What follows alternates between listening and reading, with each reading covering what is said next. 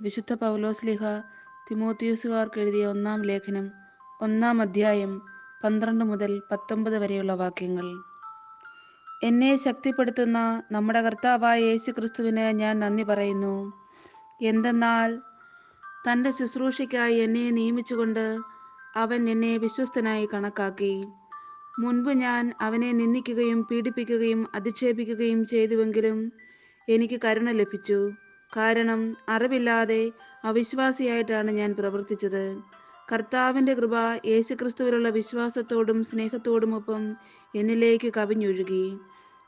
യേശുക്രിസ്തു ലോകത്തിലേക്ക് വന്നത് പാപികളെ രക്ഷിക്കാനാണ് എന്ന പ്രസ്താവം വിശ്വസനീയവും തികച്ചും സ്വീകാര്യവുമാണ്. പാപികളിൽ ഒന്നാമനാണ് ഞാൻ. എങ്കിലും എനിക്ക് കാരുണ്യം ലഭിച്ചു. അത് നിത്യജീവൻ ലഭിക്കാൻ യേശുക്രിസ്തുവിൽ വിശ്വസിക്കാനിരിക്കുന്നവർക്ക് ഒരു മാതൃകയാകത്തക്ക വിധം പാപികളിൽ ഒന്നാമനായി എന്നിൽ അവൻ്റെ പൂർണ്ണമായ ക്ഷമ പ്രകടമാകുന്നതിന് വേണ്ടിയാണ്. യുഗങ്ങളുടെ രാജാവും അനശ്വരനും അദൃശ്യനുമായ ഏകദൈവത്തിന് എന്നെന്നും ബഹുമാനവും മഹത്വവും ഉണ്ടായിരിക്കട്ടെ. ആമേൻ. എൻ്റെ മകനായ തിമോത്തിയോസേ, നിന്നെക്കുറിച്ച് നേരത്തെ ഉണ്ടായിട്ടുള്ള പ്രവചനങ്ങൾക്കനുസൃതം വിശ്വാസത്തോടും നല്ല മനസാക്ഷിയോടും കൂടെ നന്നായി പോരാടുന്നതിനുള്ള ചുമതല നിന്നെ ഞാൻ ഭരമേൽപ്പിക്കുന്നു. ചില ആളുകൾ മനസാക്ഷിയെ തിരസ്കരിച്ചുകൊണ്ട് വിശ്വാസം തീർത്തും നശിപ്പിച്ചു കളയുന്നു. നമ്മുടെ കർത്താവായ മിശിഹായ്ക്ക് സ്തുതി. വിശുദ്ധ യോഹന്നാൻ എഴുതിയ സുവിശേഷം 11-ാം അധ്യായം 1 മുതൽ 16 വരെയുള്ള. ലാസർ എന്നു പേരായ ഒരുവൻ രോഗബാധിതനായി. ഇവൻ മറിയത്തിൻ്റെയും അവളുടെ സഹോദരിയായ മർത്തായുടെയും ഗ്രാമമായ ബഥാനിയിൽ നിന്നുള്ളവനായിരുന്നു. ഈ മറിയമാണ് സുഗന്ധതൈലം കൊണ്ട് കർത്താവിനെ പൂശുകയും തൻ്റെ തലമുടി കൊണ്ട് അവൻ്റെ പാദങ്ങൾ തുടയ്ക്കുകയും ചെയ്തത്.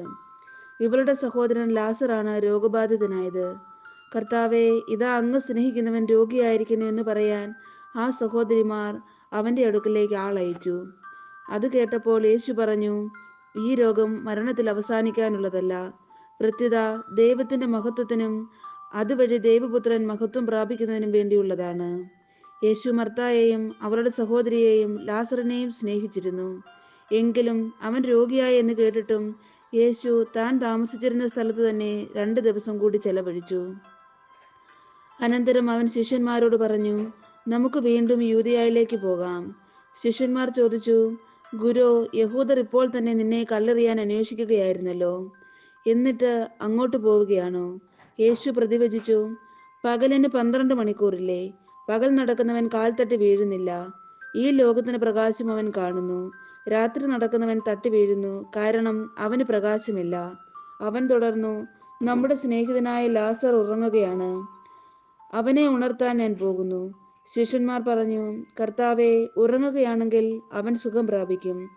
യേശു അവൻ്റെ മരണത്തെക്കുറിച്ചാണ് സംസാരിച്ചത്, എന്നാൽ നിദ്രയുടെ വിശ്രമത്തെക്കുറിച്ചാണ് അവൻ പറഞ്ഞതെന്ന് അവർ വിചാരിച്ചു. അപ്പോൾ യേശു വ്യക്തമായി അവരോട് പറഞ്ഞു, ലാസർ മരിച്ചുപോയി. നിങ്ങൾ വിശ്വസിക്കേണ്ടതിന് ഞാൻ അവിടെ ഇല്ലാഞ്ഞതിൽ നിങ്ങളെ പ്രതി ഞാൻ സന്തോഷിക്കുന്നു. നമുക്ക് അവൻ്റെ അടുത്തേക്ക് പോകാം.